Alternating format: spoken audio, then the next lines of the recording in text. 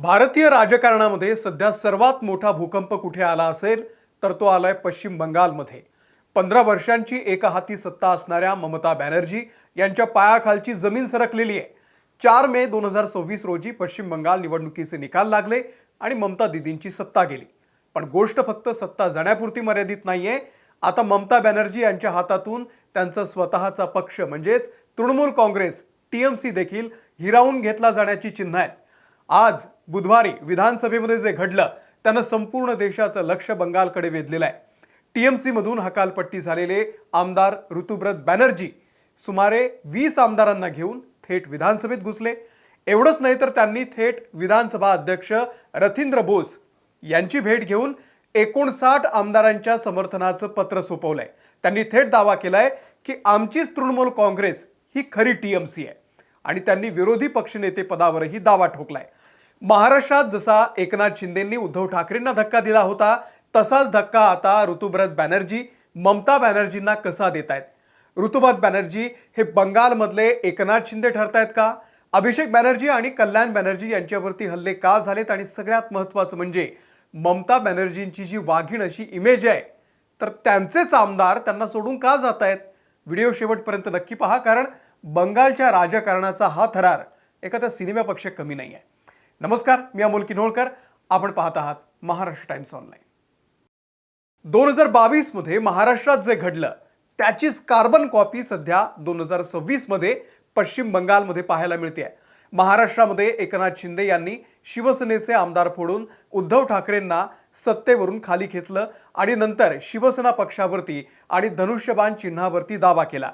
आज हुबेहूब तीच परिस्थिती बंगालमध्ये निर्माण झालेली आहे। ऋतुव्रत बॅनर्जी हे तृणमूल काँग्रेसचे एकनाथ शिंदे ठरतायत असं म्हटलं तरी वावगं ठरणार नाही। तुम्ही जरा घटनाक्रम नीट लक्षात घ्या म्हणजे तुम्हालाही पटेल मी काय म्हणतोय। एकनाथ शिंदेंप्रमाणे ऋतुव्रत बॅनर्जी यांनी थेट पक्षाच्या नेतृत्वाला आणि निर्णयांना आव्हान दिलंय। टीएमसीनं शोभनदेव चट्टोपाध्याय यांना विरोधी पक्षनेता बनवण्याचा प्रस्ताव दिला होता। ऋतुव्रत बॅनर्जी आणि संदीपान सहा यांनी आरोप केला की या प्रस्तावावर त्यांच्या खोट्या सह्या करण्यात आल्या। महाराष्ट्रामध्ये शिंदेंनी 2/3 आमदारांचा गट तयार केला होता। बंगालमध्ये टीएमसीचे एकूण 80 आमदार आहेत, त्यापैकी 59 आमदारांच्या सह्यांचं पत्र घेऊन ऋतुव्रत बॅनर्जी राज्यपालांकडे आणि विधानसभा अध्यक्षांकडे गेलेले आहेत। म्हणजे टीएमसीच्या एकूण आमदारांपैकी जवळपास 75% आमदार हे ऋतुव्रत बॅनर्जी यांच्या सोबत आहेत। जसं एकनाथ शिंदेंनी आम्हीच खरी शिवसेना असं म्हटलं होतं तसंच ऋतुव्रत बॅनर्जी यांनी सुद्धा अधिकृतपणे जाहीर केलंय की आमचाच गट हा मूळ आहे, अस्सल आहे, तृणमूल काँग्रेस आहे। ममता बॅनर्जी यांनी त्यांना पक्षातून काढून टाकलेलं असलं तरी देखील संख्याबळ ऋतुव्रत बॅनर्जी यांच्या बाजूने असल्यामुळे कायदेशीररित्या ममता बॅनर्जी स्वतःच्याच पक्षातून आता बेदखल होण्याची भीती निर्माण झालेली आहे। बॅनर्जी यांच्या मागे कोणती अदृश्य शक्ती असावी याचा अंदाज तुम्हाला आला असेलच। 4 मे 2026 हा दिवस बंगालच्या इतिहासामध्ये नोंदवला गेला। त्या दिवशी विधानसभा निवडणुकीमध्ये ममता बॅनर्जी यांचा तृणमूल काँग्रेस पक्ष पराभूत झाला आणि भारतीय जनता पक्षाने ऐतिहासिक विजय मिळवला। 15 वर्षांची सत्ता गेल्यानंतर टीएमसी मध्ये असा काही संतोष पसरला की पक्षाला गळती लागलेली आहे। अगदी निकालाच्या दिवसापासून टीएमसीच्या अनेक बडा पदाधिकाऱ्यांनी, जिल्हाध्यक्षांनी आणि स्थानिक नेत्यांनी राजीनामे द्यायला सुरुवात केली। अनेक नेत्यांना समजलेलं होतं की आता ममता बॅनर्जींचे दिवस संपलेले आहेत। यानंतर ममता बॅनर्जी यांनी पक्षाची पडझड रोखण्यासाठी कोलकातामध्ये 80 आमदारांची महत्त्वाची बैठक बोलावली। ममता दीदींना वाटलं होतं की आमदार तरी त्यांच्या पाठीशी राहतील, पण राजकारणातले वारे बदलले होते। या बैठकीला 80 पैकी फक्त आणि फक्त 20च आमदार उपस्थित राहिले। तब्बल 60 आमदारांनी या बैठकीला दांडी मारून ममता बॅनर्जींपासून लांब राहणं पसंत केलं। आमदार न आल्यामुळे ती बैठक रद्द करावी लागली आणि त्याच दिवशी स्पष्ट संकेत मिळाले होते की टीएमसी मध्ये मोठी फूट पडणार आहे। अगदी मंगळवारी जेव्हा ममता बॅनर्जींनी पोलिसांच्या विरोधात धरणे आंदोलन केलं तेव्हा त्यांच्यासोबत संपूर्ण बंगालमधून फक्त 6 आमदार उपस्थित होते। सत्ता गेल्यानंतर बंगालच्या रस्त्यावरती टीएमसीच्या नेत्यांना लोकांच्या आणि विरोधकांच्या प्रचंड रोषाला सामोरं जावं लागतंय।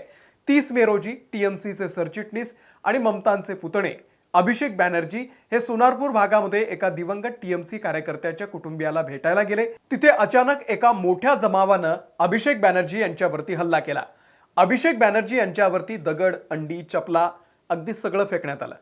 परिस्थिती इतकी गंभीर झाली की अभिषेक बॅनर्जी यांना डोक्यावरती हेल्मेट घालावं लागलं.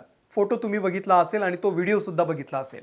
या हल्ल्यानंतर त्यांना कोलकातामधल्या 2 मोठ्या खासगी रुग्णालयांमध्ये नेण्यात आलं, पण तिथे त्यांना दाखल करून घेण्यास सुद्धा नकार देण्यात आला. ममता बॅनर्जी यांनी आरोप केला की भाजप सरकारनं अगदी डॉक्टरांवर सुद्धा दबाव आणून अभिषेक बॅनर्जींना उपचार नाकारले. त्यानंतर दुसऱ्याच दिवशी म्हणजे 31 मे रोजी हुगळी जिल्ह्यातल्या चंडी तळामधल्या पोलीस स्टेशनच्या बाहेर टीएमसीचे ज्येष्ठ नेते आणि खासदार कल्याण बॅनर्जी यांच्यावर सुद्धा हल्ला झाला. कल्याण बॅनर्जी हे कार्यकर्त्यांच्या अटकेच्या विरोधात निवेदन देण्यासाठी गेले होते. तिथे जमावानं त्यांना चोर चोर अशा घोषणा देत घेरलं आणि धक्काबुक्की केली. या घटना दाखवून देतात की सध्या बंगालमध्ये टीएमसीच्या नेत्यांची सुरक्षा आणि त्यांचा राजकीय प्रभाव हा पुरता ढासळलेला आहे. आता सगळ्यात महत्त्वाचा प्रश्न हा पडतो की ज्या ममता बॅनर्जींनी बंगालवरती 15 वर्ष राज्य केलं, त्यांचा पक्ष असा अचानक का फुटतोय? आमदार त्यांची साथ का सोडतायत? याची प्रमुख 3 कारणं आहेत. पहिलं म्हणजे अभिषेक बॅनर्जी यांचा पक्षामध्ये वाढता हस्तक्षेप. टीएमसी मधील अनेक ज्येष्ठ नेत्यांची आणि आमदारांची तक्रार होती की ममता बॅनर्जी या पक्षातील जुन्या आणि निष्ठावान नेत्यांना डावलून सर्व अधिकार त्यांचे पुतळे अभिषेक बॅनर्जी यांच्या हातात देत आहेत. अभिषेक बॅनर्जी यांच्या मनमानी कारभारामुळे पक्षामध्ये प्रचंड अंतर्गत नाराजी होती. निवडणुकीतील पराभवानंतर हा राग सगळ्यात जास्त उफाळून आला. दुसरं म्हणजे नेत्यांवरती भ्रष्टाचाराचे गंभीर आरोप आणि जनतेचा आक्रोश. गेल्या काही वर्षांमध्ये टीएमसीच्या अनेक मंत्र्यांवरती, आमदारांवरती आणि नेत्यांवरती शिक्षक भरती घोटाळा, कोळसा घोटाळा, रेशन घोटाळ्याचे गंभीर आरोप आहेत. अनेक नेते तुरुंगात गेले आणि त्यामुळे जनतेमध्ये टीएमसी बद्दल प्रचंड राग होता. निवडणुकीमध्ये पराभूत झाल्यानंतर नेत्यांना समजलं की आता जनतेमध्ये टीएमसीच्या नावावरती उभं राहिलं तर लोक काय काय करतात ते त्यांनी बघितलेलं आहे. अभिषेक बॅनर्जींचं उदाहरण आहे आणि त्यामुळे त्यांचं राजकारण तिथे संपणार होतं.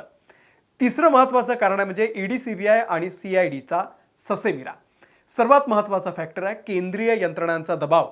शोभनदेव चट्टोपाध्याय यांच्या नियुक्तीच्या पत्रावरती खोट्या सह्या झाल्याचा आरोप जेव्हा ऋतुभरत बॅनर्जी आणि संदीपान सहा यांनी केला, तेव्हा विधानसभा अध्यक्षांच्या आदेशानुसार हरे स्ट्रीट पोलीस स्टेशनमध्ये एफआयआर नोंदवण्यात आला आणि तपास सीआयडीकडे गेला. सीआयडीनं थेट अभिषेक बॅनर्जी यांना तपासामध्ये सामील होण्याची नोटीस पाठवली.